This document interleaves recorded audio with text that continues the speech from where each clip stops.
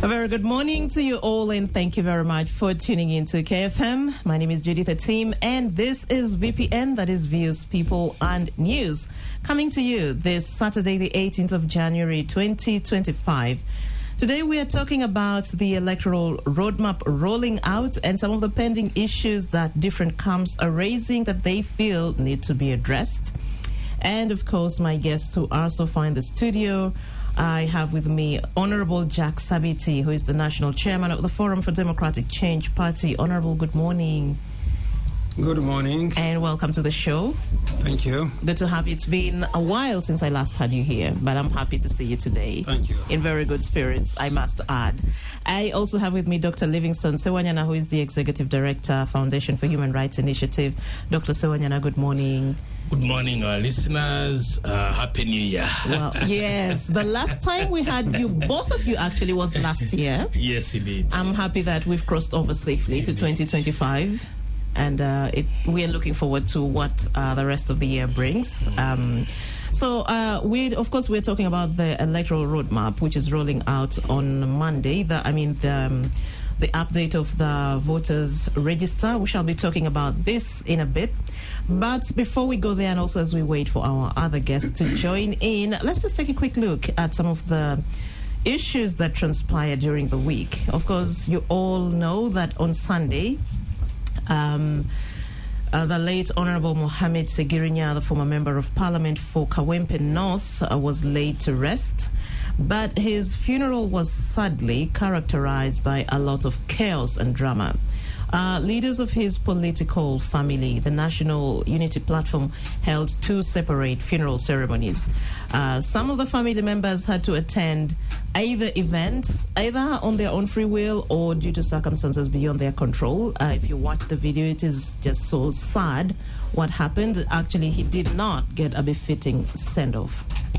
And it has actually caused a lot of concern from different stakeholders. Throughout the week, actually, there was a lot of reaction and a lot of castigation of the parties that were involved. The NUP president and the vice president of the party for Buganda, that's Matthias Mpuga, were on the opposite events. At the families, at Segirinya's home, the NUP leadership was there. And 3 kilometers away at a playgrounds, the team led by Matthias Mpuga, who is actually the member of parliament of the area, Nyendo Mukungwe, where the late was buried, held another event there. And some of the children of the deceased had to be on either event, and it was just quite unfortunate. Also, the Parliamentary Committee on Defence this week chased the Minister of Defence, Jacob Oboth, from the committee. He was ordered to produce the Chief of Defence Forces, General Muhoozi Kainerugaba, to explain himself about his controversial post on the social platform X. According to MPs, Kainerugaba's posts are erratic and have put Uganda in local and international disrepute. But also through the same space, Muhoozi also said he will not appear before what he called the parliamentary clowns, but insisted that he will arrest them and summon them for a discussion. Well, unfortunately, these posts have since been deleted. And there's some people saying, well, his platform was hacked. Others are saying suspended, deleted, and so on. Of course, the Parliamentary Committee on Budgets also continues to scrutinize the budget framework paper. Ministries continue to appear before this committee to defend their requests and their plans. And in the same line, the Electoral Commission officials also appeared before the Legal and Parliamentary Affairs Committee yesterday, just days to the rollout of the general update of the National Voters Register. Before I continue going further, let me also take this opportunity to now welcome my other guests who've joined in. Honorable Emmanuel Dombo, Director of Communications at the National Resistance Movement Party. Good morning, Honorable. Good morning, and good morning, my fellow panelists. And Happy New Year. We last had you also last year. Absolutely, yes. Happy New Year to everybody. It's a pleasure for me to be back here. Good to see you. And I also have with me Julius Muchunguzi, the Head of Public Relations at the Electoral Commission. How many years has it been since we last met, Julius? Very many years, but every time I meet you, you look the same as the person I met many years ago. I am flattered. That is... I must be doing something right. Absolutely. But thank you very much. I'm happy to be here in KFM Studios and to be amidst my seniors, my friends and comrades. Good morning, everybody. Good morning. So actually you just walked in, we've just started, and normally we take a look at the events that shaped the week, and then we give you an opportunity to comment on, to pick any issue and of course comment on. But let me just look at also what happened nearby in South Sudan. Of course, tension continues to rise as security officers continue to battle angry citizens in the capital, Juba, who are actually going after Sudanese nationals who have fled the fighting in Khartoum. There have been attacks on homes and businesses of Sudanese nationals who are operating in Juba. Official accounts indicate that 3 people have been killed so far, 7 others injured. And this has, of course, forced the authorities in South Sudan to declare a night curfew. Businesses there have been told to close at 5 p.m. and no one is expected on the streets by 6 p.m. and 6 a.m. So there was a recent video actually that circulated online depicting Sudan soldiers killing South Sudan civilians in central Sudan, and this sparked a lot of violent confrontations in Juba. Of course, further afield on the international scene, in the U.S., firefighters in California continued efforts to gain control of almost 40,000 acres of ongoing wildfires, which have killed at least 27 people now. More than 12,300 structures have been completely destroyed. The cause of the fire is still unknown, but some people have been allowed to return to evacuation zones, although tens of thousands are still waiting to see what remains of their homes. So, gentlemen, I think we'll start off from there. Just your quick thoughts on any of the issues. Just pick any randomly and you comment on. I'll start with you, Honorable Jack Sabiti. Good morning, listeners. These are some of the issues that are of great concern, particularly the Sudan issue. Sudan being our neighbor. We hope what is happening in Sudan does not cause problems for us. Once a neighbor is in trouble, there are chances that it may attract some other interested parties to take advantage. I also had a concern about the late of Honorable Segrinya, a man who had done a great job, and his sudden death should have been treated, differently. Having been in a hospital for a long time, both the parents and fellow politicians should have taken that into account to give him a decent burial. I hope this should give us a lesson to make sure that we handle social issues separately from political issues. I am happy we are here to discuss the Electoral Commission and their role in delivering a service that Ugandans need. I hope he has come prepared to clearly explain to Ugandans where we are going, how independent they are, how prepared they are, and whether the coming elections will deliver the best results for the peace of this country. I hope so. Thank you. Thank you very much. Honorable Sewanyana, just very quickly, you can just pick 1 or 2 issues and just in a minute or so respond. I look forward to being a honorable. But again, Happy New Year to all our listeners. Always a pleasure to be here. Yes, I'm delighted again to say Happy New Year to my fellow panelists. It's long since I saw Honorable Emmanuel Dombo, even Mr. Mchunguzi. Yes, a pleasure to be with you at this panel. That was quite a mouthful of events taking place in the week. Yes. And definitely they deserve serious reflection. But all said and done, we thank God that we are still alive and kicking. And for me, that's a very good starting point. Without necessarily commenting on what you have said, for me, I'm looking forward to Monday, when Trump will be inaugurated. Is he the 47th president? Breaking history, because for the first time, I think he's the second person who lost an election and is now coming back.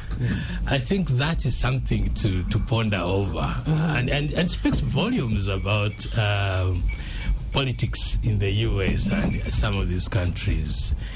But also it comes with some very interesting elements. One is the proposed Gaza ceasefire. I think we have all been looking forward to that ceasefire between Palestine and Israel.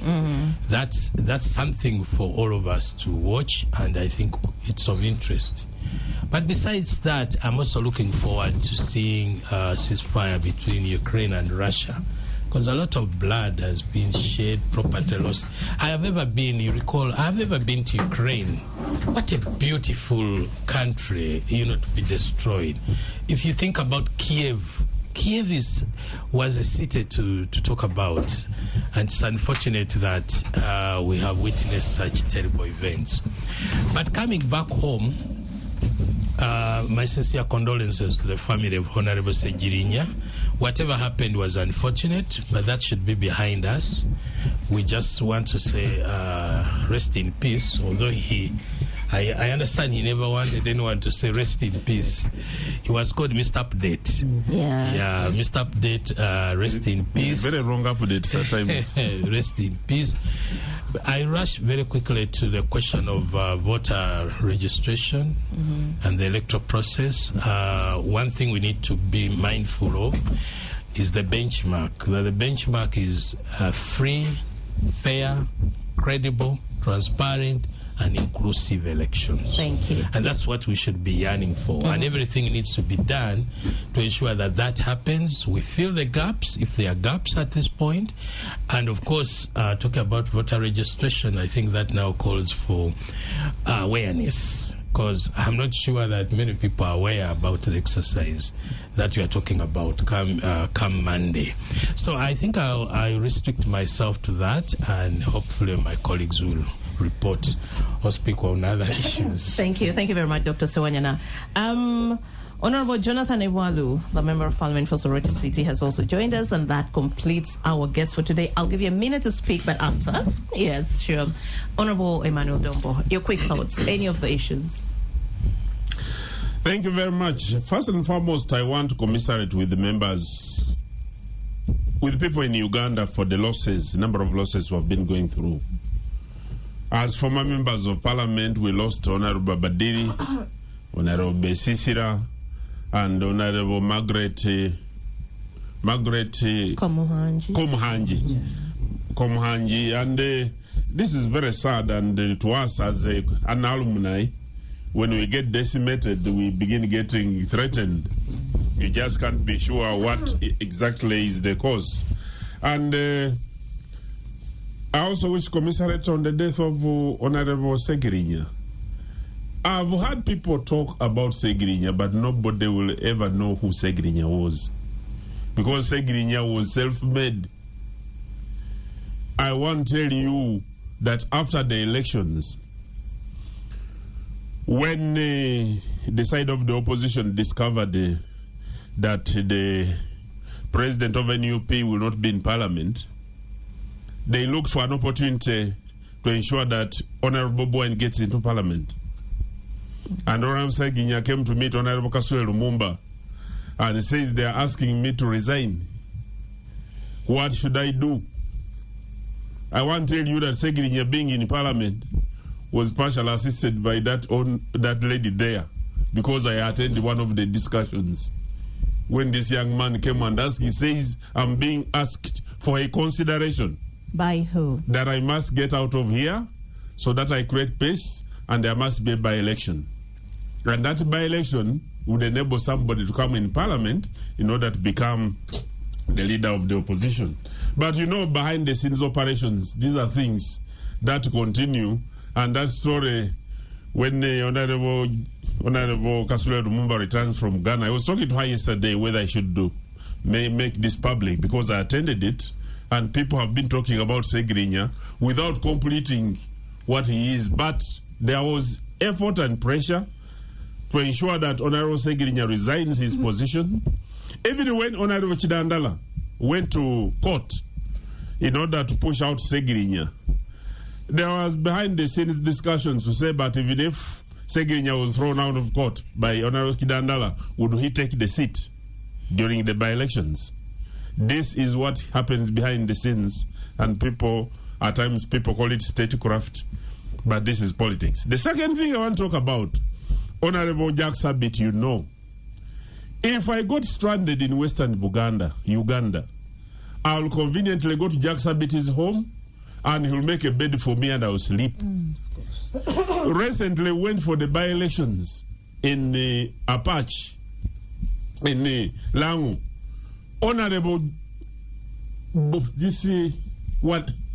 Waja. Honorable Ben Waja gave me his home to go and stay in his home looking for votes for NRM who are competing with UPC. And this is the friendship. If I'll go to Soroti, irrespective of the challenges we have had in politics, I can go to Mr. Balu's home and he will serve me food without caring. What is happening in the country that we have leaders who cannot talk to one another? That at the funeral of a member of parliament who is dignified and must have his honors by the government and parliament, that somebody must grab a body from the mother. We must de-escalate the level of politics in the country.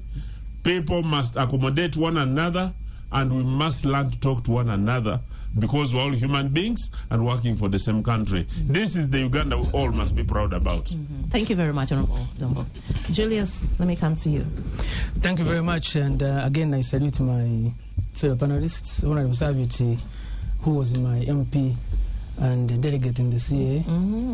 So I am and Dr. Livingston, who introduced us to human rights many years ago when I was a student. Yes, when I was a student at university. Honorable Dombo, I'm adding Dr. Dombo. Why not? He's aspired. Who our senior in this space, and Honorable Waru. Now, let me just pick it from, you mentioned a number of issues in the week, but Honorable Dombo has spoken about an issue that the Commission has been and continues to emphasize in our electoral processes. Number one, that the election should not divide us. Number two, that the election should not be a matter of do or die. Number three, that we shouldn't pay the price of blood in order to assume positions of leadership. That elections are a mechanism in our constitution that enable Article 1 of the constitution that all power belongs to the people of Uganda, and subsequently that they will choose the people that represent them through fair, free, credible elections that Dr. Sewanyana has spoken about. And that is a message that needs to go across the country by all stakeholders that are involved in the electoral process, that there is no place for violence, there is no place for fighting in elections, and that indeed some of the people that the voters fight for can find themselves sleeping in one house, like Mr. Domba has said, and nothing changes their colors of political affiliation. Now, regarding the key point that we have before us and coming on Monday, which is the general update of the voters register, this is perhaps one of the most important exercises that anchors a credible, fair, transparent electoral process. That a credible voters register is the foundation upon which the processes that follow are anchored. You get it wrong, you get most of the things wrong.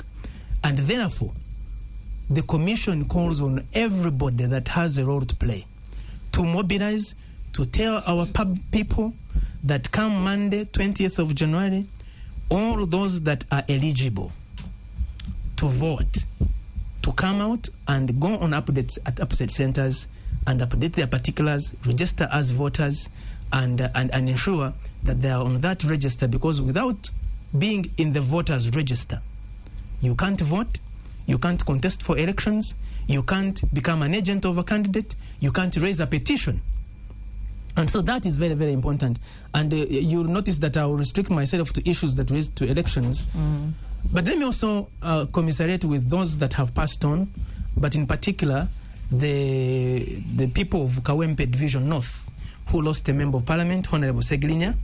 And I want to inform the country that, as provided for in the law, the clerk to parliament wrote to the commission on the 15th of January, informing it officially that that seat is vacant. And as provided for in Article 81 of the Constitution, the Electoral Commission has 60 days to ensure that a by-election has been undertaken and that a new member of parliament is in place to ensure that the people of Kawempe Division North are represented. The Commission will be coming out with a full program of how this by-election is going to be conducted. I think I'll restrict myself to this for now, and let the others say something. Thank you very much. Let's hear from you now, Honorable Ebwalu. Just your quick thoughts. But also, I'm reminded that a similar thing that happened at Segirinya's funeral happened when at the burial of FDC Sarah Epero in Teso. I think that was in April last year. That was something we saw factions within the Forum for Democratic Change Party, those under Patrick Amuri Atoboy, and those of loyal to the founding president, Dr. Kizza Besigye. There was that scuffle that was also not a pleasant thing. So when we're talking about Segirinya, we're also reminded of similar things that have happened previously, which of course are not things worth celebrating. Honorable Dombo, could you kindly just share your mic with him? We don't have many.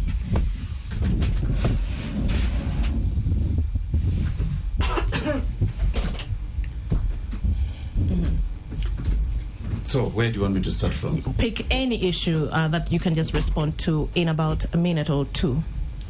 Thank you very much, my senior Mzee Sabiti, my papa here, the senior of rigging elections, Mr. Honorable Dombo here. They pray for by-election throughout in the country so that they keep going to those areas to rig elections. Mzee Sewanyana and then the EC there. I want to thank you very much. Emmanuel, I want to. Dombo, I'm protecting you. Over what? But I'll give you time to respond. I can see you're taking notes. Yes. Over what? That is their job. First of all, I want to state that the Honorable Segirinya died. I got the privilege to visit him in prison. I was with him in Parliament. I went to his, when he died, I went to Rubaga. I attended a vigil. I even went up to Masaka as a colleague. I saw what happened there in Masaka. I am one person, even while I spoke the other day, I said, Seji, from wherever you are, the people who violently arrested you, who persecuted you, the people who tortured you, the people who denied you bail, facilitated your premature death. Had Segirinya been given bail early, he would have sought better treatment. The state did not do that. They kept Segirinya in jail, even knowing he was sick. Even when he was given bail, he was re-arrested. Segirinya cried, I'm sick. Segirinya cried, I'm sick. The security operatives never listened to him. He was taken back to prison. Segirenya died. Segirenya, I want to say, those who tortured you, those who persecuted you, you don't rest in peace until they have joined you. Because they did this willingly. Look at the situation now, what is happening to Dr. Besigye. Dr. Besigye is in prison. He was picked from a foreign country, accused of being in possession of firearms. They arraigned in a tribunal, a very terrible court. But anyway, it's not news. Besigye has been there before. He has been there before. So what is happening? The other day, I went to court. It is terrible. Dr. Besigye looks frail. He looks weak. But then he's a strong man. The last thing to die in him is hope. He's hopeful. I saw him in prison. Even when our lawyers raised pertinent issues, but the trial must be discontinued in that court. Later, Dr. Besigye be referred to a civil court. They never listened. They even raised a number of questions that should be referred to the Constitutional Court. The military court did not listen. I now ask, if Besigye now, God forbid, died in prison, what will Museveni and the NRMs tell us? This is not the first time that Besigye is being persecuted in that court. He was taken to the same court. The charges were dropped. Now he has been picked again. They have brought in a new person. And what we suspect is that the soldier, what we suspect is they now want that man be there, force him to make confessions, accuse or pin Dr. Besigye. The man can be jailed. Later on, he's pardoned by the president. Dr. Besigye and his colleague, they wrote there. This is not the Uganda we want. This is not the Uganda we want. So me, I want to say, even if Dombo is here to defend the NRM, to defend the system, Dombo, you can't defend this. There are people, Museveni doesn't have a friend. He doesn't. There are people who have been there before Dombo. Look at the people who brought this government. The Honorable Jack Sabit is here. They are the ones who made this constitution. The constitution has now been mutilated. It is as weak as a toilet paper. And we are here. So we are saying that, Honorable Dombo, you are here today. But I can tell you, before I go back, before I die, before you die, at a certain point, you'll regret why you're supporting this government. Let's, on that note, Honorable Eboalu, just wind up and we take a break, please. Yeah, so I will come and make a comment on the Electoral Commission. Yeah. Already there is a problem. Two of my wards, Pamba and Orwadai, they're asking them to share one equipment. That's what we're coming to talk about. That's what we're going to talk about. Thank you. Thank you very much. Let's go for a break. Welcome back from the break. You're still tuned to Views People and News here on 933 KFM. My name is Judith Atim, and we are discussing the electoral roadmap rolling out, but with pending issues, as we shall be discussing. And once again, I'll introduce you my guest, Honorable Jack Sabiti, National Chairman, Forum for Democratic Change, Honorable Emmanuel Dombo, Director of Communications, NRM, Honorable Jonathan Eboalu, Member of Parliament, Soroti City West, Dr. Livingston Sewanyana, Executive Director, Foundation for Human Rights Initiative, and Julius Muchunguzi, Head of Public Relations at the Electoral Commission. And Julius, on Monday, we know the general update of the National Voters Registrar commences, and this will go on up to the 10th of February 2025. We understand. In here, we know what this is about. But for someone, for the benefit of our listeners out there, could you just give us at least an explanation in 3 minutes of what this exercise is about? Where should they go? How do they get help? Why is this important? And so on. Just in 3 minutes, please. Thank you very much. Let me first contextualize the general update of the National Voters Register, because this is one of the important exercises on the roadmap to 2025-2026. Now, the idea of the roadmap, an innovation of the Electoral Commission, is meant to ensure that Ugandans and key stakeholders in the electoral process have a clear idea of what is coming up, when it is coming up, and their roles and responsibilities. And the idea of the roadmap clearly indicates that there is an end to the road.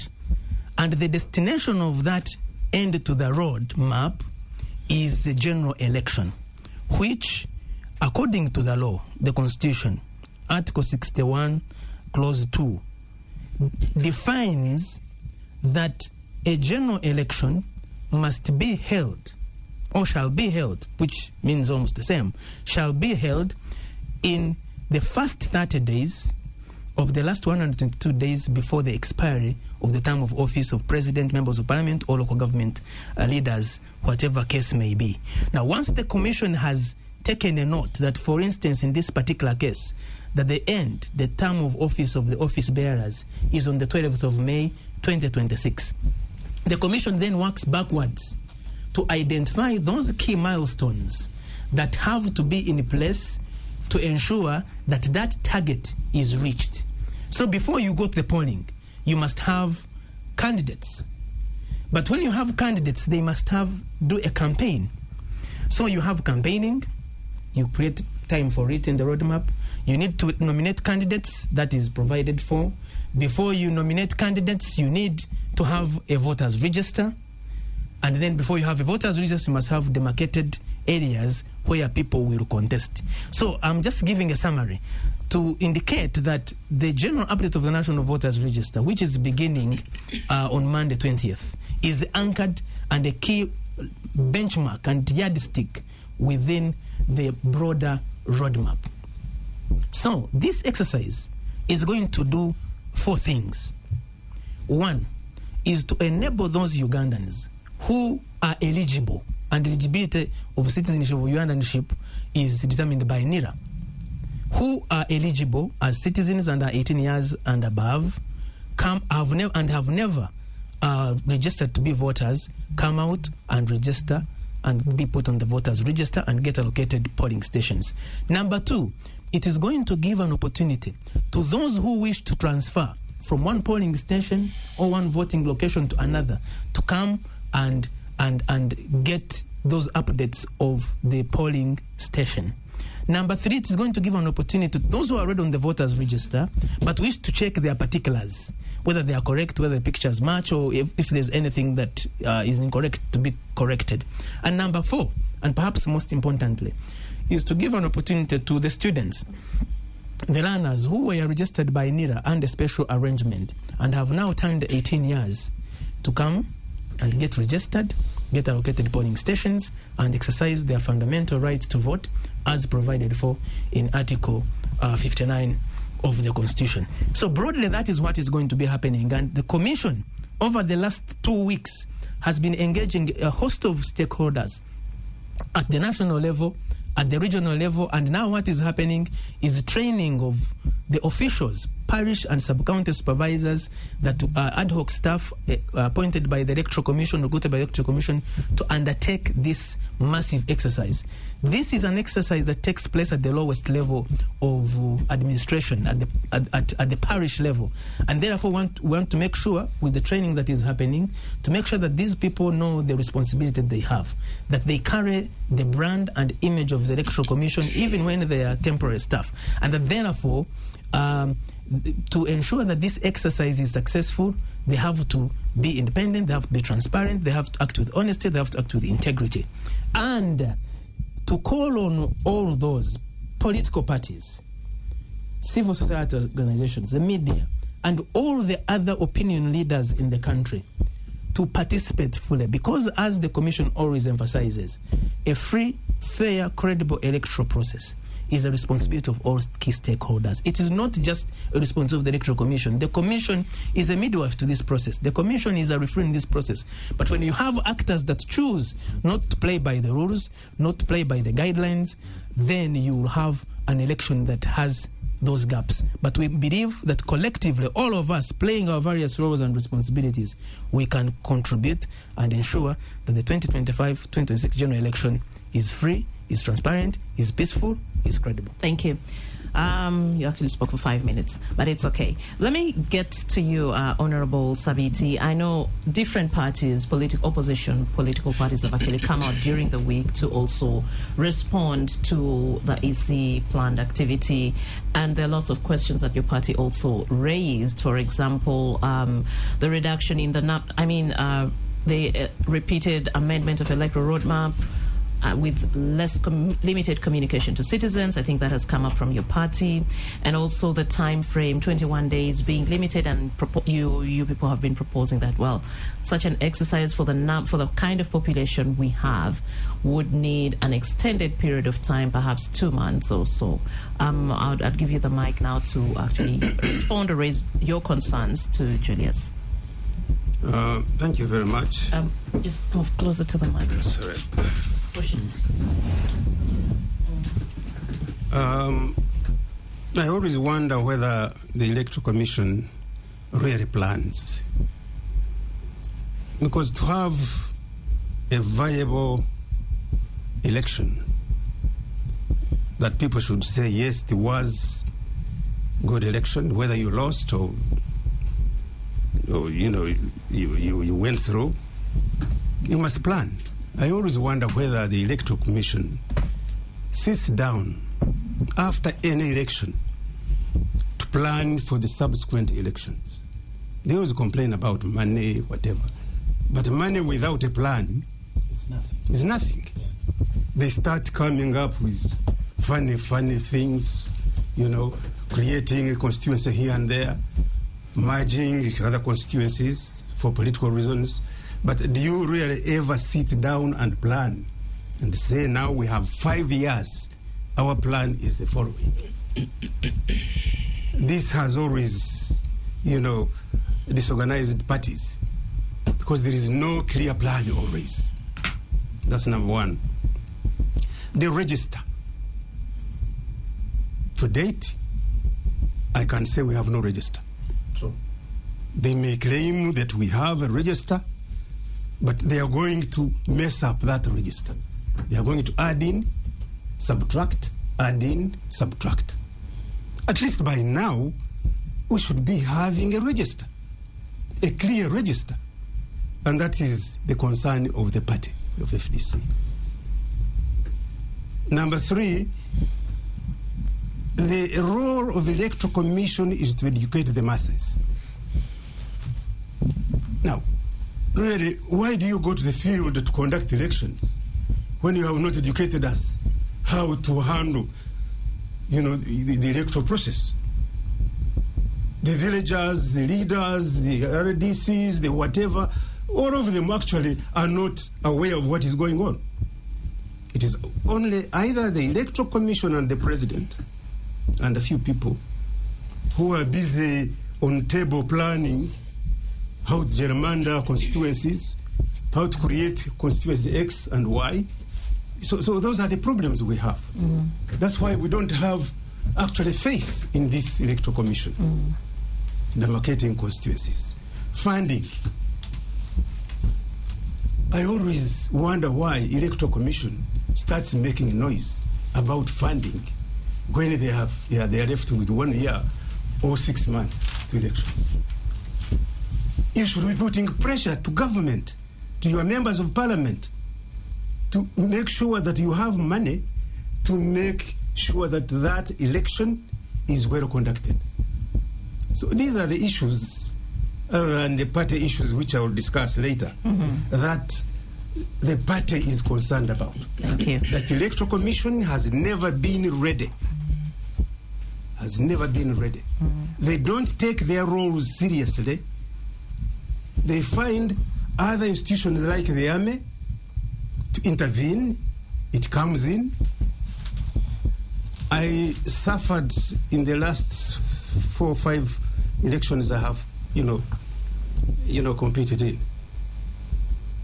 You find the Electoral Commission cannot even help you. You are going to campaign, you are arrested, you are in your house. You remember that case when I was arrested in my house with all my returning officers, my agents. The whole night, they surrounded me.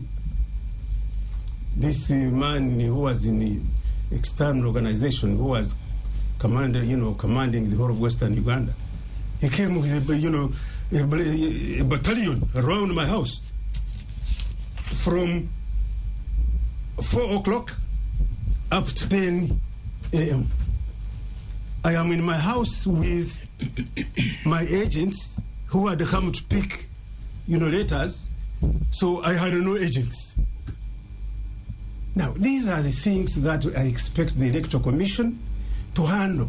And we reported all this. Thank you, Honourable Sabit. We'll come back. I'm sure you still have a lot more to actually share. So really, the Electoral Commission, you have a lot of work to do. You sit in your offices here, but you're not doing the work as per the Constitution. The Constitution directs you what to do, but you're not doing your work. Thank you. Dr. Sewanyana, I know you've also, EC has also had a lot of engagements with civil society actors, and also as civil society, there are issues that have been raised continuously. I remember if there's one concern that comes up time and time again is how, for instance, election observers, including civil society actors, are handled, especially during voting time, observation, transmission of results, and so on. But just if you have anything that you would like to share, and particularly directly to Julius and the EC.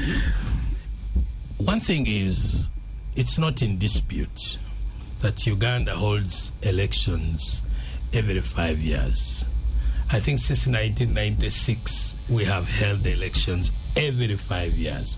And I think for that we should be commended, because we have upheld a ritual called elections. The question, which is a key question, are these elections free, fair, transparent, credible, and inclusive? That is the question we need to resolve. And my brother Mchunguzi, I think you have ably alluded to the necessity for that to happen. The problem is we always hold these elections against the background of unresolved issues.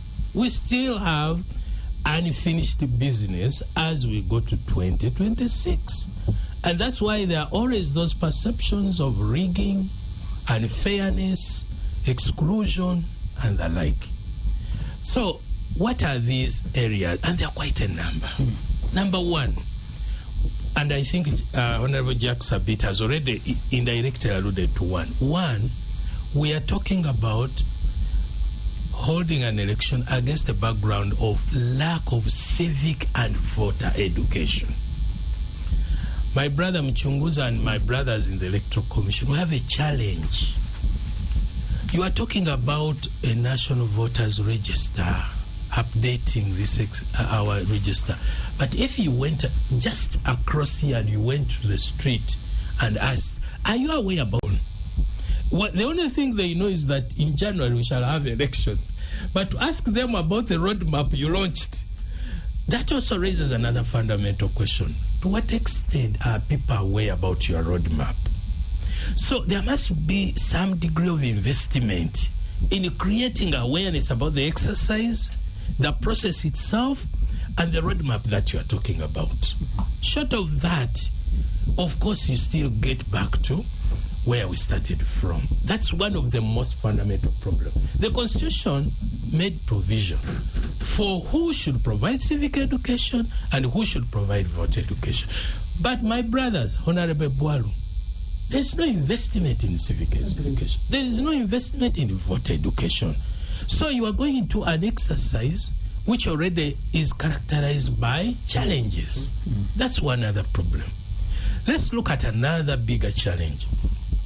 The other challenge are the matters that were identified and have consistently been identified by all players that they cause a backlash to our process. The Supreme Court, in the case of Amama Mbabazi versus President Yoweri Museveni, raised a raft of areas that need concern. And these are matters that had already been raised. Take, for example, transmission of results. We are in the digital era. How secure are the results? Transmission. There is a problem. We still have problems. People saying, DRA forms are removed from us, confiscated from us, And how secure is this exercise? It's a big problem. There is an issue of security during elections. People complain that, the policing exercise during elections tends to be biased. There's the question of adherence to the guidelines that the Electoral Commission puts across. there isn't. To a large extent, they are flouted.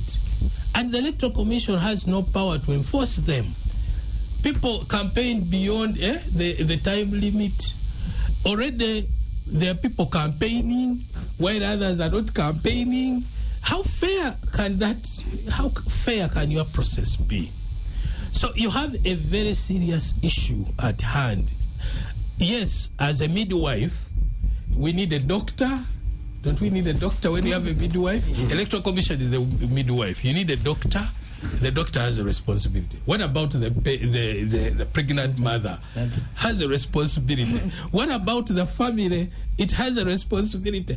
Who is playing these roles? I think these are some of there are many, many challenges to an electoral. No wonder there has never been a single election in the history of Uganda that you can consider to have been peaceful, free, fair, and inclusive, right from independence.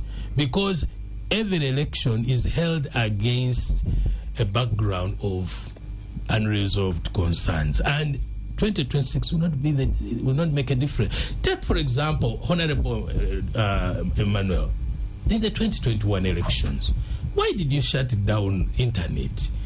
I mean, in an era... I was a candidate. Did I why would you? Yes, Dr. Sonia, we shall. Somebody shut down the internet. We shall come back. Okay, we shall come back to you. We need to move this conversation. But Julius, also, I just want you to take note of this. As we hear concerns from FDC, I think NUP has also raised an issue, the reduction in electoral areas in some places, especially I think Kampala and probably Wakiso areas, and they're saying the EC is showing signs of not organizing free and fair elections. You'll respond to that later.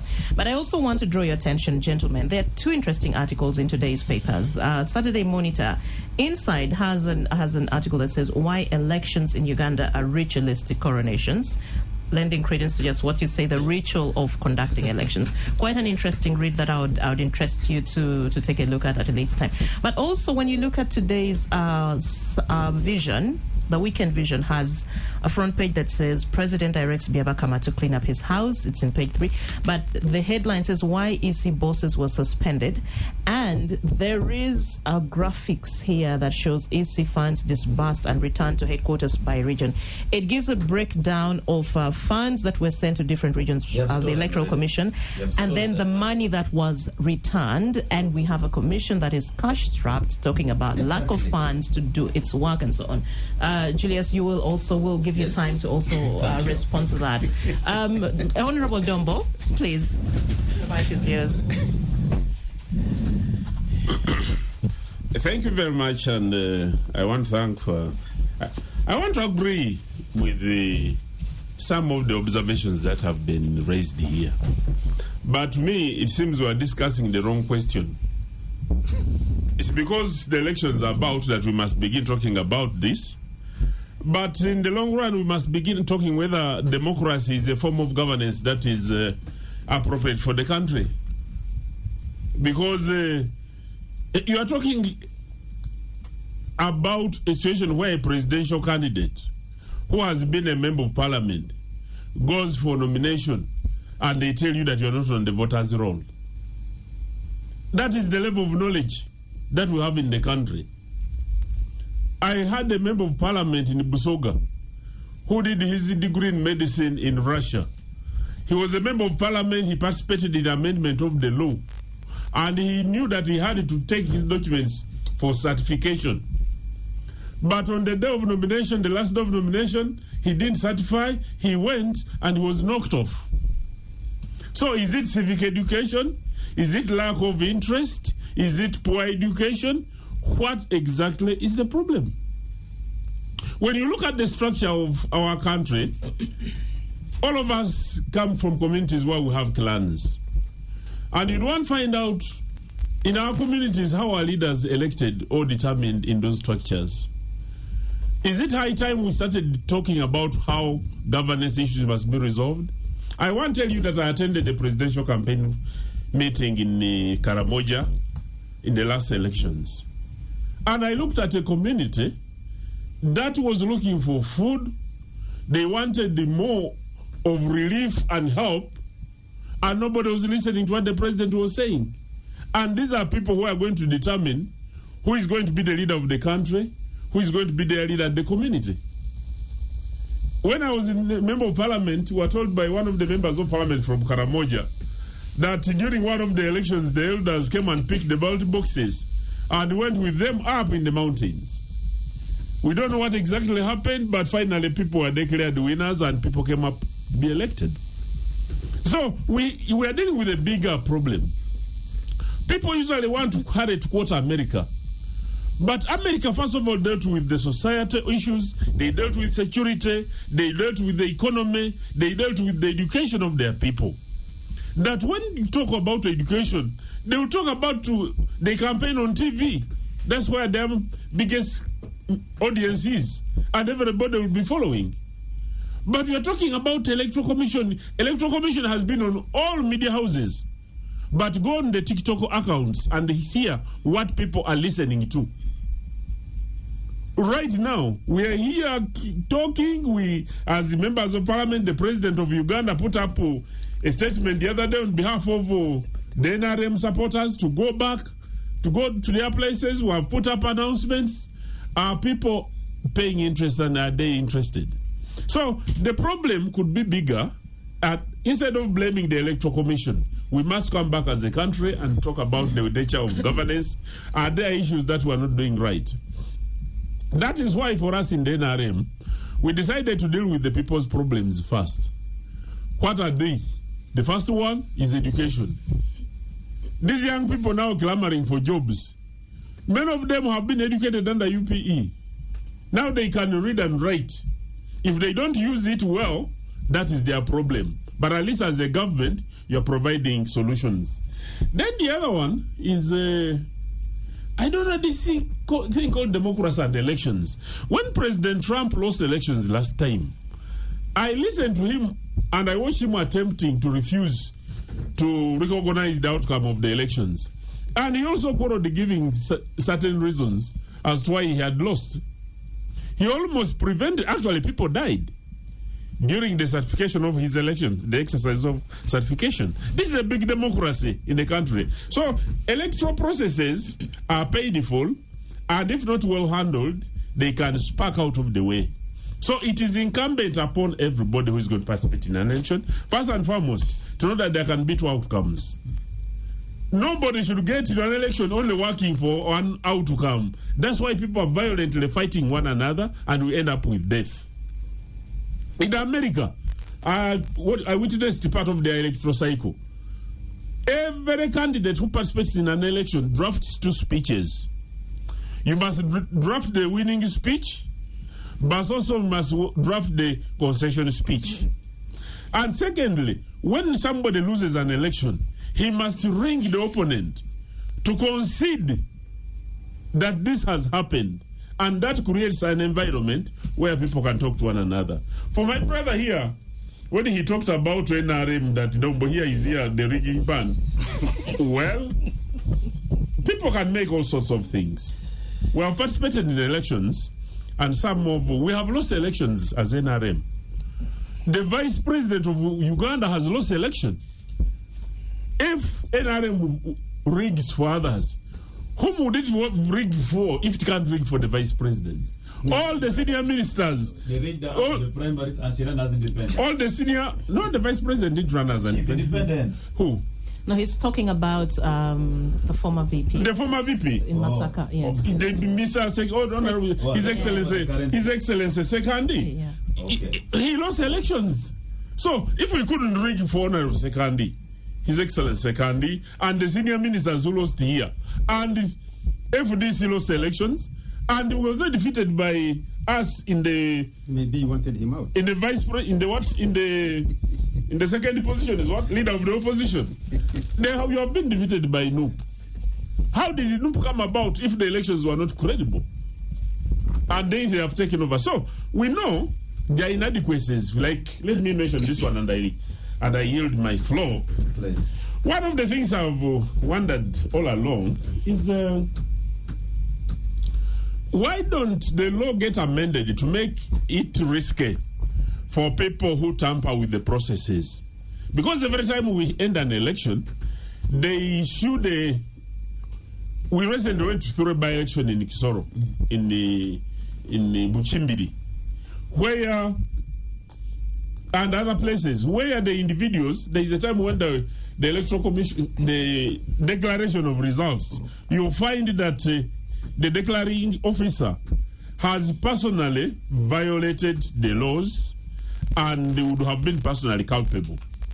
But when you are going to sue, because either you want compensation of costs, there is no personal liability on the person who is going to do all the manyanga they have been doing, and the law doesn't say that even the electoral officers may be personally culpable for the wrongs that they commit as individuals, even when the institutions will be collectively liable because they work for them.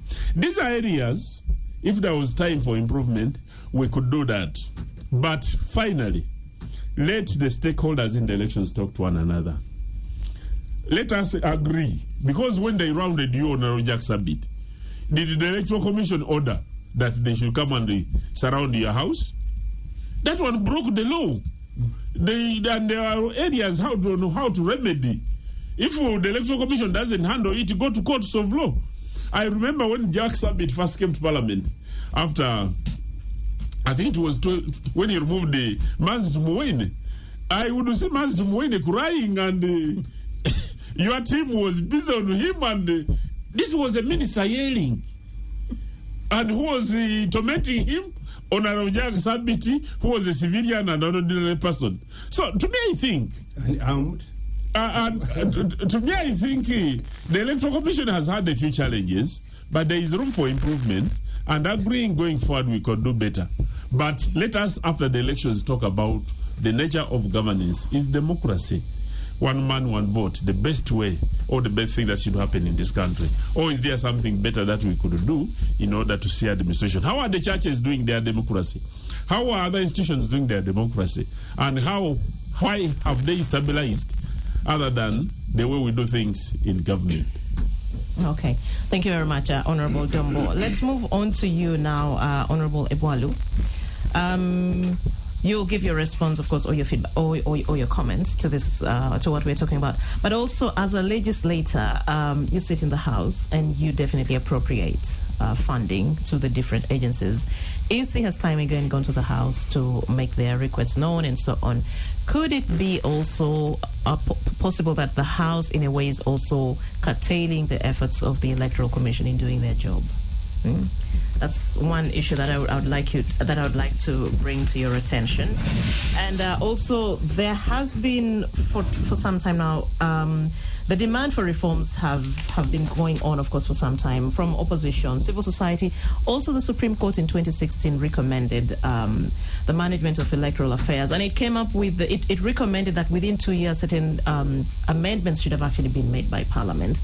But we don't seem to see the Legislative House or the executive in this case taking interest, being intentional to actually push for these reforms. We've seen a number of MPs coming up. Matthias Mpuga recently says they would like to actually present a motion to have reforms and so on.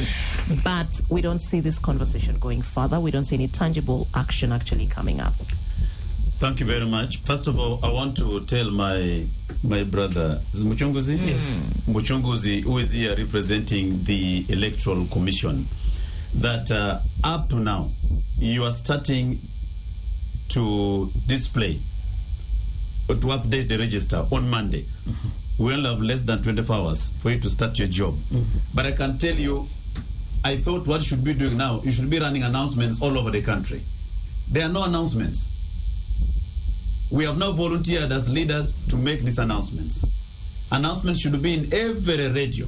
But you have chosen particular radios, particular TVs that you're running the announcement. But it should be all over, because we cannot watch one TV all the time. We cannot be on one radio all the time. Like now we are here, some other people are listening to different radios. Yes? Please go ahead. I'll explain to you what is being done. But go ahead. Actually, I'm telling you what's there. Okay. Number one. Number two, you note it, and when you sit in your management meetings, that we need sufficient information to go to our people. There is no information. civic education that everyone has talked about here, it is not there. I think the last time that I saw Electoral Commission doing civic education was in 1996. I saw something like that, where you even had people who were in charge educating people in constituencies, in sub-counties, in parishes. I don't know where those people went. When went to 2-1, 2-6, 2-11, 2-21, those people disappeared. You are not teaching people. Number two, as long as Mr. Museveni is the one appointing the Electoral Commission, see now he has directed the Electoral Commission to clean the house. He has directed. As long as it is the president, I think my father, Jack Sabiti, this was one of the fundamental mistakes that you people made in the CA, in our constitution, to allow General Museveni. I'm not going to say to allow the president, because the only one who has benefited from this constitution from 1995. To allow him to appoint the Electoral Commission was a fundamental mistake that we made at that time. Because as long as he's the one appointing the Electoral Commission, these people report to him. What do you want them to do? What do you want Byamakama to do? The other time we say Chigundu was a problem. Chigundu was not the problem. The problem is Museveni. Now it is Byabakama. Even Byabakama is not a problem. The problem is Museveni. Byabakama will leave. They can even if they appointed Sewanyana now and he took up the role, it will be like Byabakama, it will be like Chigundu. Even, right. I'm telling you, as long as he accepts to take up the job. So that was a fundamental mistake we made in our constitution. Two, so as long as Museveni is a candidate in any election, we shall never have a free and fair election. I repeat, we shall never have a free and fair election. So as long as Museveni is a candidate. Well, on that note, now when you come, yeah, please wind up. We take a break. Just okay. Wind up now. Okay. When you look at the Electoral Commission, Electoral Commission fails to supervise Museveni. Where on earth do you find the president moving with sacks of money to Ngora? The president moving with sacks of money to Kaberamaido, and then they are distributing money. The Electoral Commission is watching, and you do nothing about it. And then you say you're supervising people. Where on earth do you see Electoral Commission? You facilitate together with the security agents. You facilitate Museveni's meetings and rallies everywhere he goes. And then when it comes to Amuriat, you arrest him. The police even steal his shoes. Up now, he has never recovered his shoes. You cannot even tell us where his shoes are. A presidential person going for a nomination, you arrest him on the day of nomination, and the Electoral Commission has said nothing about it up to now. And then you say that we are going for a free and fair election.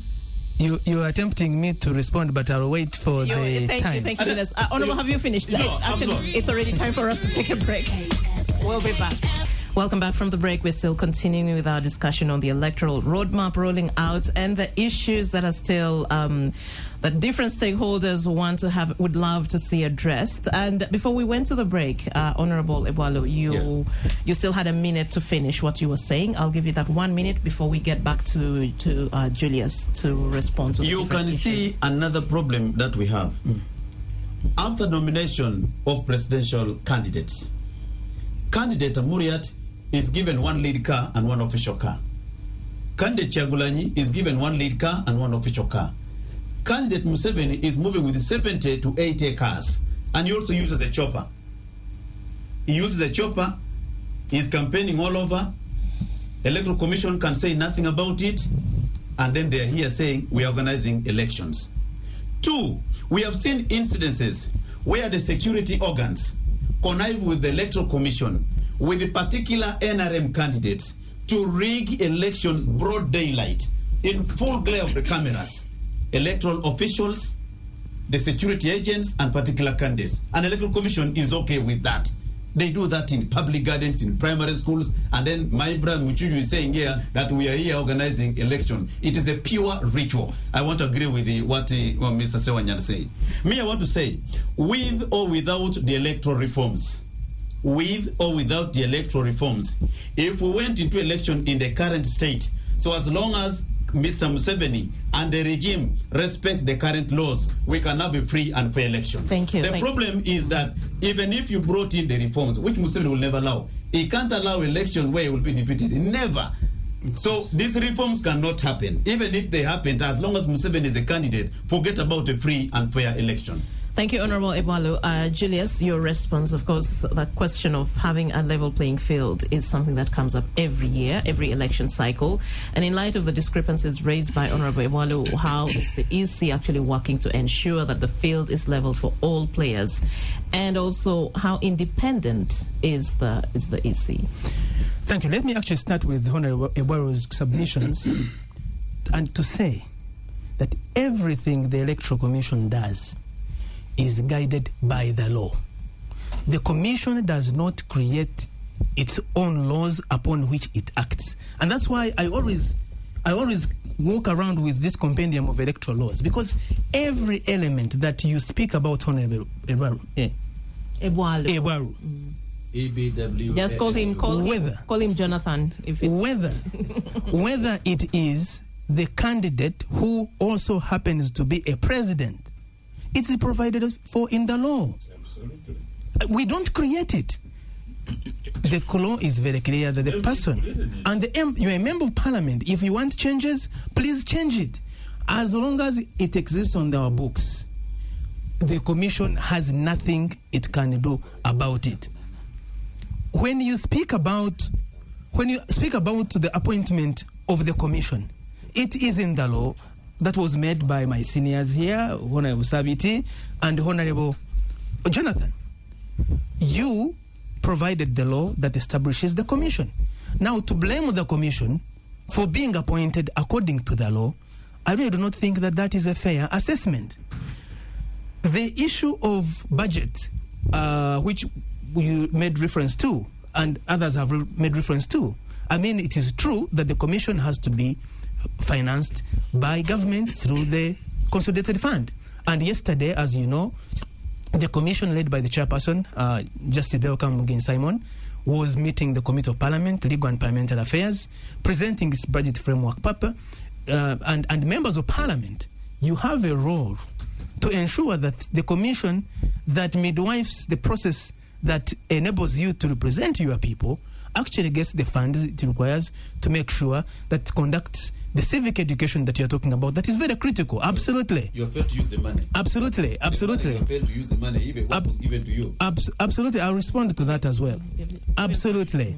To make sure that those critical activities that need to happen are actually funded, and one of those that is underfunded has been voter education. But the Commission has continued to make use of the available resources as efficiently as possible. For the outreach that is happening, we are using all forms of means to reach out to the people. One, using the people on the ground. The staff, the Commission has appointed staff at all parishes, in all districts. Some of these do not necessarily have to go on radio, but there are community engagement that are happening. Our staff are on the ground and they're engaging the people. The people actually know that Monday we commence the update of the voter register, but they also know about a number of the other things that need to be done. Now, let me go to the first point that was raised by Honorable Sabiti, suggesting that the Commission actually walks into the electoral process haphazardly with no plan. I even walked here with a copy of the strategic plan, and I'll give you a copy, Honorable. But to say that the Commission is driven by a strategic plan, and it has never been that the Commission does not plan for what is required or what needs to be done before undertaking a general election. And that is precisely why I mentioned at the beginning that the idea of a roadmap is in effect derived from the strategic plan of the Commission, because the roadmap anchored in the strategic plan outlines what needs to be done, when the resources required, the manpower required, and the engagement of the stakeholders that must know. So, but why are you late now? So we are not late, because this roadmap was communicated first in August 2023. Okay, and at that occasion, a various diverse group of stakeholders were invited, and that at the national level, and that exercise continued to the regional level, to the district level. People know what is happening, but we call upon you. This information is available on digital platforms, in different platforms, but we call upon everybody that instead of pointing a finger, when the other 4 or 5, depending on the number of fingers you have on your hands, are actually saying that you too have a role to play. We need collectively to ensure that our people know. The commission is there to coordinate these efforts, to lead the efforts towards the conduct of a free, fair, and transparent election. So the planning is there. Have you done the education? Now, the civic education. So 2 levels. One, civic education, of course, is the foundation upon which voter education actually happens. Civic education tells people why they need to vote. Voter education tells people how to vote. The constitution that you made, that we follow, provides that the Uganda Human Rights Commission is in charge of civic education. But obviously, when the commission is doing voter education, there is no way you can talk about the how without speaking about the why. But this is an effort, as Honorable Dombo mentioned, that actually is beyond just electioneering. There are issues in civic awareness and civic conduct that anchor the practices that we see emerging and reflecting themselves in elections that are family values based. For instance, if children, young people are raised without the audacity, without the courtesy to respect rules, to know how they should conduct themselves at family level, at community level, they will carry that kind of conduct when elections emerge. There are people who use the excuse of elections to do things they have always intended to do, and they want to use the cover of elections to say, somebody who has always wanted to grab your land took that advantage during election. Somebody who has always had a grudge to settle uses the cover when you go on a rally, he spots you, hits you, and they will say those are election matters. So really, there is a fundamental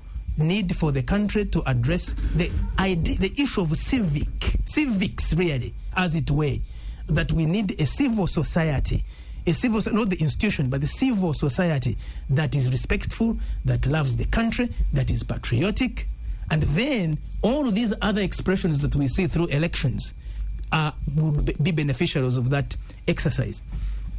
So that is very, very significant. Why are you moving away from civic education to be done by you in addition to others? Because I have not seen you anywhere in this country. I was stating, Honorable Sabiti, that the mandate of the commission is conduct voter education as provided for in the law. The mandate of civic education is a mandate of the Uganda Human Rights Commission. The Commission and the Human Rights Commission actually work together, but we need to work together more. But we also need to resource the efforts even more. But we also need to know that these 2 elements, civic education and voter education, cannot just be relegated to mandated institutional bodies alone, because the effect ultimately affects everybody. Even if we were to leave elections, alone, there are many other attributes that emerge from a civically aware population that would benefit the good of the country. Dr. Sewanyana. Sorry. Yes. How much money was given to you for voter education? Voter education? Yes. For the last, I think, 3 or 4 or 5 years, the budget for voter education for the entire year, for all the 146 districts or plus in the country, is 320 million. 320 million. Tell me, divide it by the districts, divide it by the sub-counties, and you tell me how much money you have for a year. So, members of parliament, and please. This week have you conducted the voter education? No, it's ongoing. It's ongoing within the limitation, within the available resources. So, but what the bigger picture really, Honorable Jonathan, is when you go to parliament. Yes, we have the money that is allocated. It is little. We use it as prudently as we can, and I will speak to the headlines in the papers as well. But please, be an agent and champion of funding for civic education and for voter education. Who conducts it? It could be many other actors, but collectively it will help this country. Dr. Sewanyana spoke about the ritual of elections. And he said, indeed, we should celebrate that every 5 years we have what you call a ritual. There are countries not far away from here who don't even have the opportunity of the ritual. And a number of their people are in this country because we are stable, we are secure. Well, Julius, we need to run through this. But let me finally now speak to the figures. The figures. All this money that was disbursed to the different regions, and they didn't even many of them didn't even utilize like 20 million or so. The issue, much of the money. The issue in the news about the suspension of some of the officials of the Electoral Commission is a result, one, of the zero tolerance to any form of abuse and corruption that the Commission holds. Okay? That's number one. Two, that the suspensions are a procedure that is right. That when there are issues and allegations raised against anybody, that the right thing to do is to investigate them and to pave way for investigations, people step aside to establish the facts. I cannot say more than that at this point, but I want to mention and state that the Commission has zero tolerance policy to corruption, and if issues arise, it investigates them and action is taken.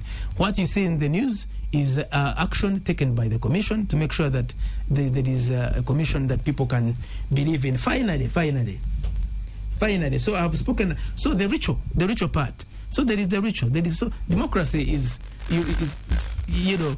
I was saying that is it a ritual? A ritual is also important because you need it. Yeah. But now we need to perfect.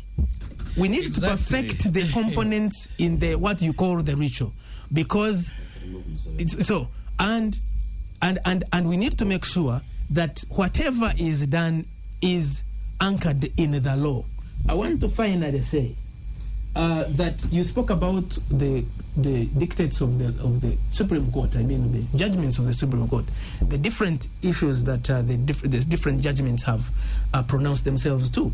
Some of them require enabling laws, which still have to come from Parliament, whether it is on the diaspora question, which we have not talked about, but which is also there, the voting rights of prisoners, which is there, but also requires, enabling laws that will enable Electoral Commission, for instance, to go to the US and establish polling stations in all the 50 states. How do you do it? Or a law that will enable the Commission to establish a polling station outside Zuduzera prison, and then you ask prisoners to get out and go and vote. Don't you think that somebody could take a chance and say, I am under detention for 50 years, why don't I take the risk and I bite the bullet? If they get me, they get me. If they don't, I survive. So those are some of the things that really need to be addressed. But finally, I want to talk about... In just a minute, please. In a minute, it's basically to say that everything that is on the roadmap is available to our stakeholders. The political parties know. I know Honorable Jonathan knows. I know Honorable Sabit knows yes. Julius, the concern that Dr. Sewanyana earlier raised, if you moved around and spoke to someone randomly and said, are you actually aware that this exercise is taking place? I can assure you that's a fact. You cannot find people who understand this. Have you popularized this enough? Are you satisfied that you've actually done enough groundwork? I believe we have done what we can do, and it is also not true that if we went out there that people will say they don't know. That one, we must only empirically verify it. I cannot sit here and assume that people don't know, because the information is out there. It is being communicated. We have been on radio stations, we've been on TV stations. So really, to assume, that assumption has to be proven, not through discussions in the newsroom, in the studio here. But I know that our people know, because we have our people on the ground. Some of the people are not listening to radio, but they have their mechanism. Okay. Mr. Jack raised a very pertinent question on the National Voters Register. We are foreigners in our register. I say this. We have foreigners in our register. You're not cleaning our register. We don't have a single register. It is a very pertinent point. Let me respond to that. When the update exercise ends, there will be a display period. Please, the responsibility to support the dead is yours. The responsibility to support the foreigners is yours, because the Commission does not know. You do. Please, if you don't seize that responsibility and tell your people that let those who should not be on this voter register not be there, don't blame the Commission. That is why the public display is provided for in the law, and that is why the public is called upon to come and participate in the cleaning up of the register. The commission will not sit here and assume that this is a foreigner, this is underage, this one was died. Please seize that responsibility as a stakeholder in this electoral process and contribute to a free, fair, transparent, and credible election. Thank you, Honourable. NRM claim to be having 18 million registered voters? Okay. More than the Electoral Commission. So, gentlemen, he will answer that. He speaks for the NRM. He speaks for the Electoral Commission, which is a national electoral body. But still, you raise an important issue, which I also want to throw to the political parties and civil society. What role are you playing? Because it is clear, organizing elections, civic education, it's not just the role of the EC. Everyone has to play their role. And like Honorable Dumba was saying earlier, when you look at the president of Uganda, who's the head of the ruling party, he actually has amplified the message, I think, at the time of the update of the NRM register, but also for this particular exercise. He talks a lot, he popularizes these things for his people, for his voters. Where are you as opposition? What role are you playing in terms of also amplifying these messages? Because this is a time for you to also be telling your people, hey, this is why it's important for you to vote. If you want to see change, we need you to come and take part in this exercise, and so on and so on. Are you doing that so far, despite the challenges that you cite? Yeah, we do. Mm-hmm. But when we go out, you know what happens. The government at times disorganizes us. They don't want us to go and talk about elections. Are there other channels you could use other than just a physical? It appears the Electoral Commission and the ruling government are always working together to make sure they fail us. That what the government wants goes through. Yeah. That's why they cannot provide even enough funding, right? If you can look at this money, for civic education, 320 million shillings, right?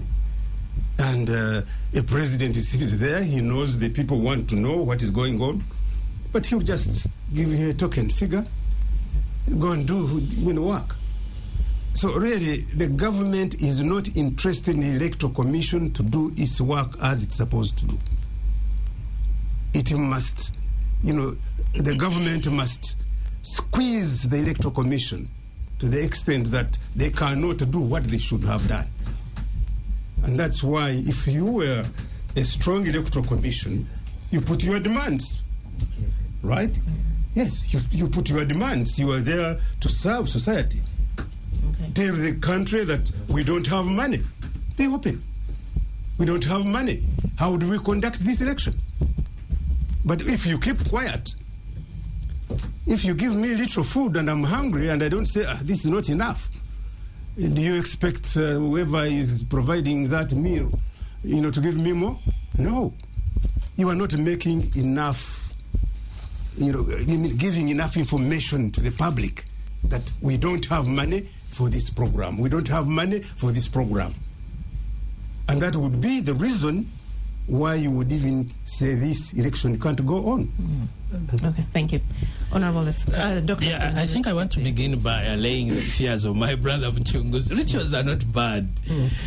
Yes, a ritual, even in our families, we have rituals. What you need to do is to constantly work towards improving the ritual. Indeed. And if you are not dynamic enough, then we would be worried about your ritual. Because we all know society is dynamic. Absolutely. It's not static. Having said that, by the way, on a very serious note, you are saying we must prove that people are unaware. The truth is they are unaware. Actually, before I came here, I talked to people about Monday, and everyone feigned ignorance, completely has no knowledge. And there are people in Kampala, even outside. We shall do that when we get out together, and we ask the people, the border, do you know about Monday? And we hear what they say. The truth is, I think you start from a right script. We are doing what we can with what we have. I think that's where the challenge. And I want to address a more fundamental issue that he raised. He says we need now to do an introspection of democracy. My brother, democracy is a value system. A value system that must be nurtured and must constantly grow. And every context has its own value system, and that value system must constantly be improved. Since 1996, Ugandans have been yearning for improvements, and we know them. But the challenge is we tend to, always adopt a diversional approach. It's very diversionary. You cannot say people don't know what they want. People know what they want. People actually are willing. You remember 2016. In 2016, and I think my brother Mchunguzi knows, when we conducted those campaigns under SEDU, people came out at 3 a.m. to vote. Citizens packed. Why? Because there have been efforts. But how do you expect an electoral commission to conduct a free and fair election against a background of no effort in civic education? The civil society groups you are talking about, they have been emasculated. They have completely been emasculated. And we have not dealt with the issue of incumbency. I think all the problems we are dealing with have to do with incumbency. And when we say incumbency, let's not only rush to President Museveni. Incumbency, right from the bottom, right from the village, if someone is an LC1, Even a member of parliament, even a member of parliament, everyone will want to ensure that plays with the game. So, gentlemen, the issue you finished. There's some this comments that I want to aspect of read. adherence, and I've worked with the Electoral Commission for years, and they make every effort. But the problem is, there is generally no environment to back them up to ensure adherence. They issue the guidelines, and people flout them. They flout them at will, and everyone watches. And then what can they do? They don't have their own police force. They don't have their own military. So when someone comes and forces voters to do this, or removes, for example, DR papers from the candidate's agent, what do you expect them to do? The problem has a lot to do with leadership. You see, leadership has a responsibility of perfecting. That's why in America today, people are taking serious concern issues with Trump. They are saying, look, this. But even when you look at their system, they have really tried to bring him to order. You know that he has just been going through the legal system, and he did not say, because you were president, we are going to look the other side. But here, you, Doctor, okay, let me NRM, wake up.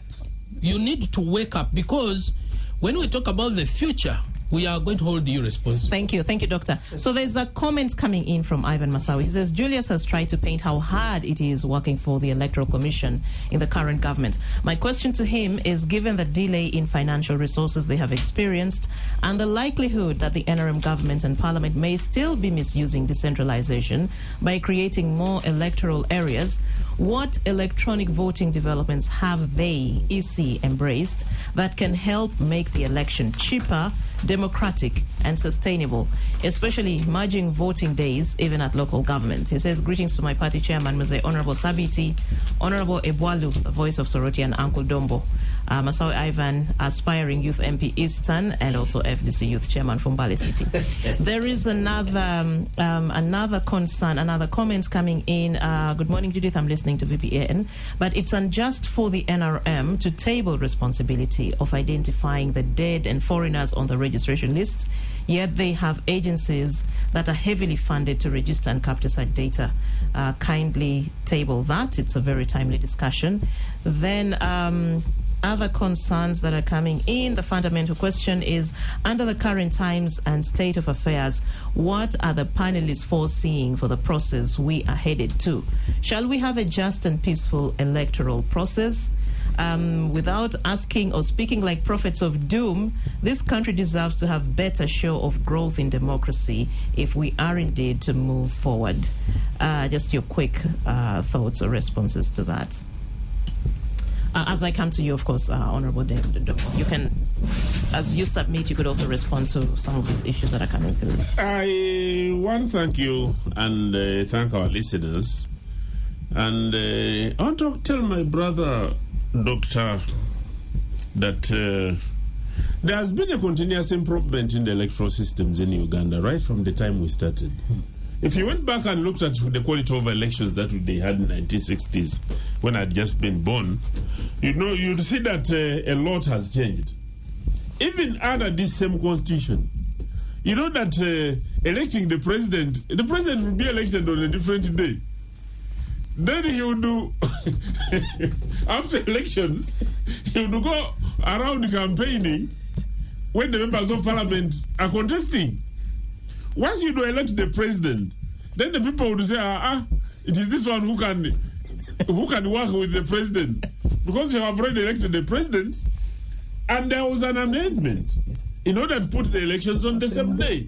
So there has been a continuous improvement. When you look at these special interest groups like the women, initially it was election by college, but now it has become adult suffrage.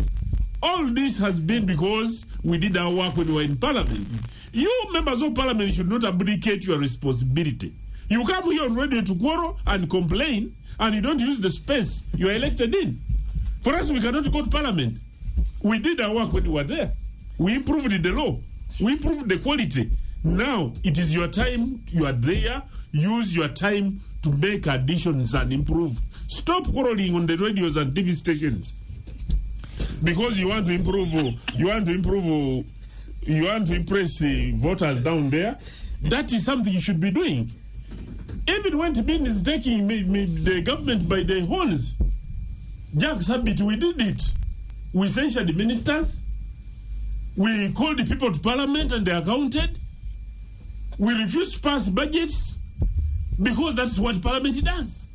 But you come here and complain and pretend, then you go back and hide back with the same ministers and you share the money, then you come here and do other things. Stop pretending and doing other things. Do your work as members of parliament. For us, on the issue of democracy which I talked about, we shall quote America, but America dealt with the fundamentals of democracy. They dealt with education. Go now and ask how many people can understand. When these people are electing the speaker, they were spoiled ballot papers. Members of parliament voting a speaker, they were spoiled ballot papers. Now, what would you expect people on the ground in Karamoja who have never been to school? They will definitely be manipulated and be abused. So whereas we can praise democracy, we look at it, it has a value, it's a value system, but it's something that has not yet taken root in many of our societal hearts. And we have a responsibility, all of us, to do our part. For us in the NRM, as government, in the implementation of our manifesto, we shall deal with the basic fundamentals.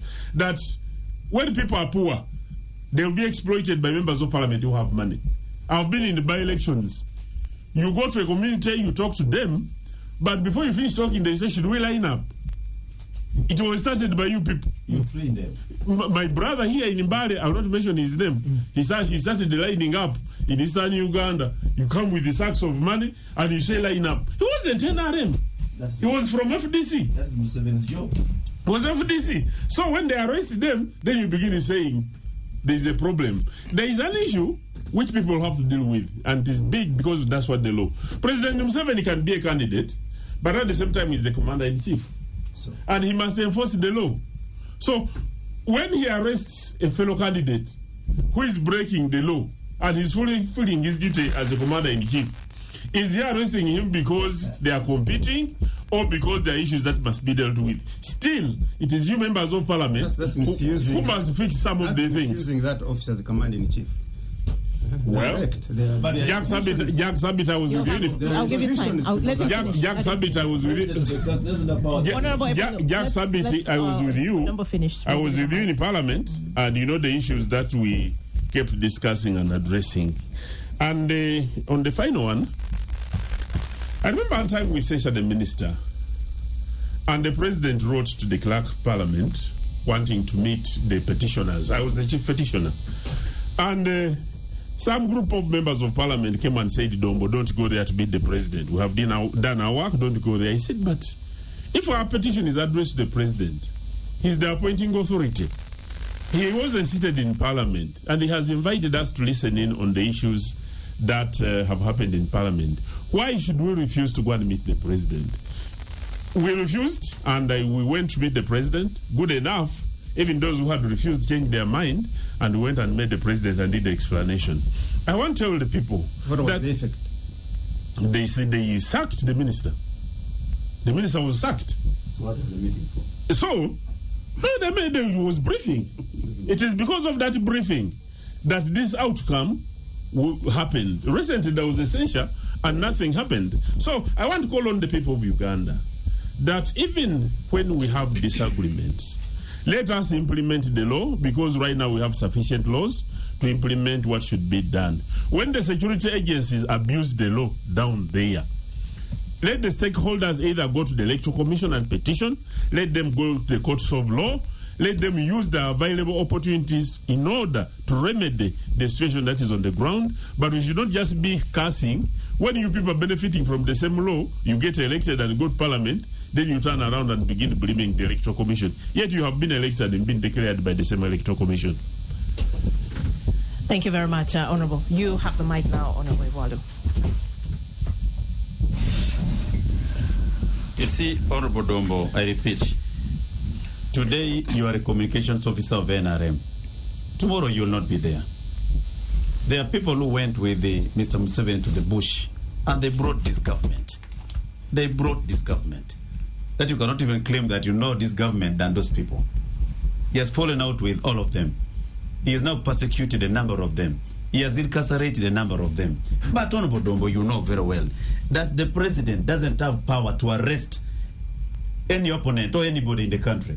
You know it. He even doesn't have power to arrest me. The institutions of government, that is pure impunity and abuse of power.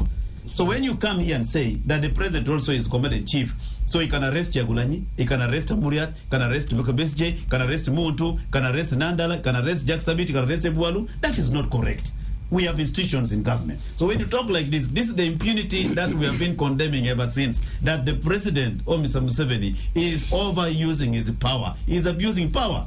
And now when you talk on TV, on radio like this, on microphone, and many people are listening to you, now this justifies what the man has been doing. But you know it is impunity. I think I just wanted to clarify on that one. You know, the president is the commander-in-chief. Sure. And whatever happens, the blame goes back to the president. The president has never physically arrested anybody.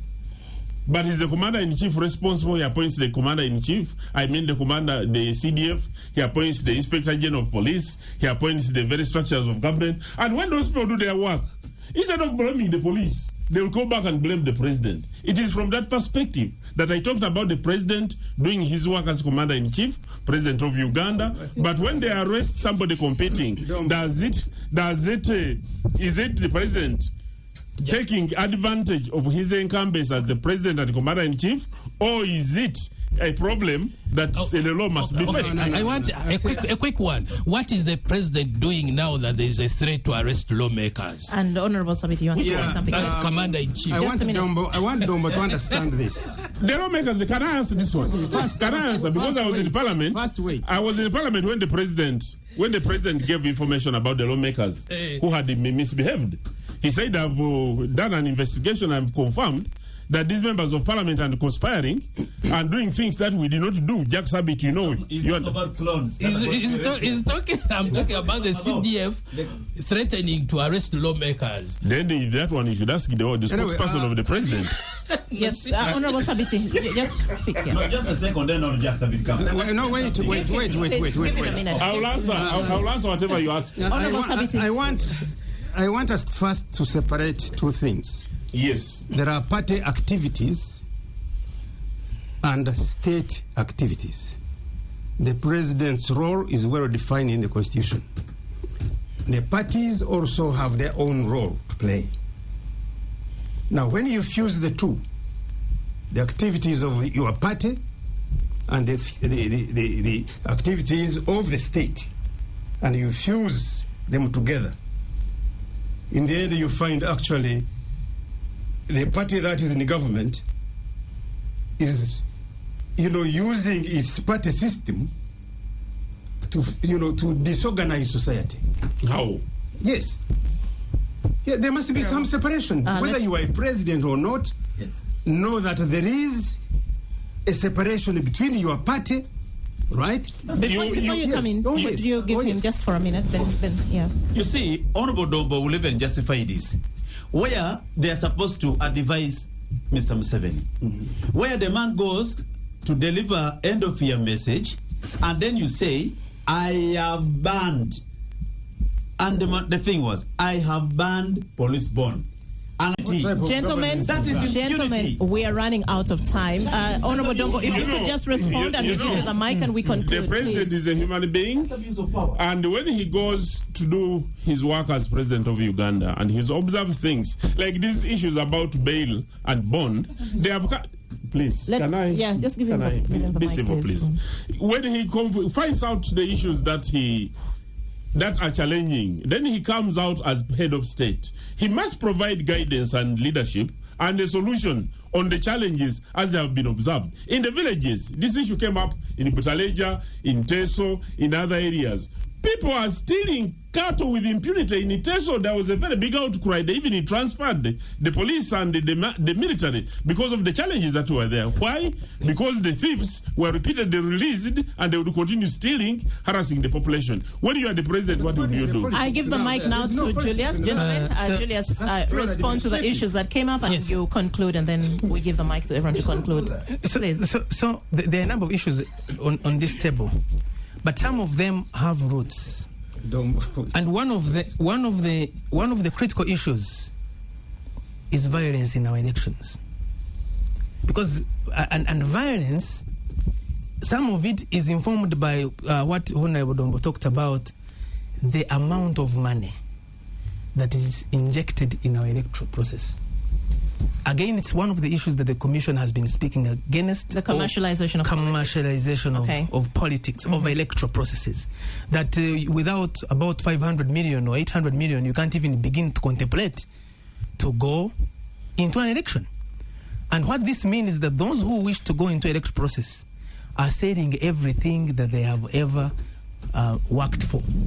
So when they go in an election after selling everything, their entire estate, they go with only one speech, or they expect one speech. What are you going to say? The members of parliament, tried to use the law. You will conclude as well. You will conclude. You will make your conclusion. I would like you to make your conclusion now. But let me on that, and that then spills into the conduct of people who enter this electoral process saying, I either die or they die, I either win or they lose. And Mr. Dombo knows those people who say we either win or they lose. They are not voters.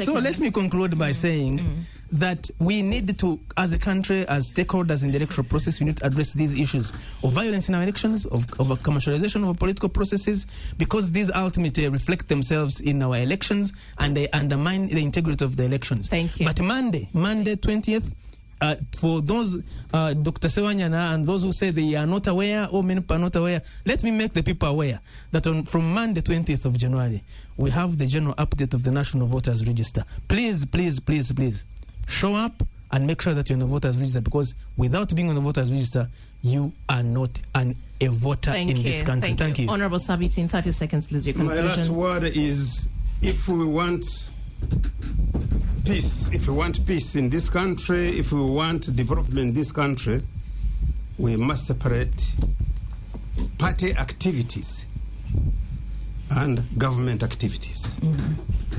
If we continue fusing the two, when you are a president and you use your party to use state money to make your party stronger, then that disadvantages other parties. Thank you. Therefore, I appeal to the Electoral Commission, take note of that, to know that there is a separation. Thank you very much. If you are Electoral Commission, you are independent, and don't be too much near to the movement to directly do what we're not supposed to. Thank you, Honorable Sabiti. Dr. Sewanyana, please. I just want to appeal to Ugandans to support the Electoral Commission. It has a mandate, and I think we need to call for active partnership with the Electoral Commission in order to realize the roadmap.